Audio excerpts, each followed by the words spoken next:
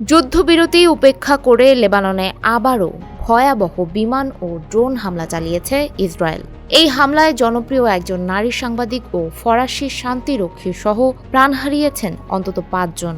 বুধবার দক্ষিণ লেবাননের একটি গ্রামে সংবাদ সংগ্রহের সময় হামলার শিকার হন সাহসিকতার জন্য পরিচিত সাংবাদিক আমাল খলিল। প্রত্যক্ষদর্শীদের মতে প্রথম দফার পর দ্বিতীয়বার হামলা চালিয়ে তার মৃত্যু নিশ্চিত করা হয়। এই ঘটনায় প্রখ্যাত সাংবাদিক জয়নব ফারাজ গুরুতর আহত হয়েছেন। অন্যদিকে দক্ষিণ লেবাননে জাতিসংঘ শান্তিরক্ষী বাহিনীর ওপর আইডিএফের হামলায় এক ফরাসি শান্তিরক্ষী নিহত হয়েছেন। এছাড়া নাবাতিয়ে ও ইয়াহমার আল শাফিক শহরে পৃথক ড্রোন হামলায় আরও 2 লেবানিজ নাগরিক প্রাণ হারান। ধ্বংসস্তূপের নিচ থেকে আরও এক বেসামরিক নাগরিকের মরদেহ উদ্ধার করা হয়। সাংবাদিক কর্মীদের সুরক্ষা ও যুদ্ধবিরতি লঙ্ঘনের এই ঘটনা আন্তর্জাতিক মহলে নতুন করে উদ্বেগের সৃষ্টি করেছে।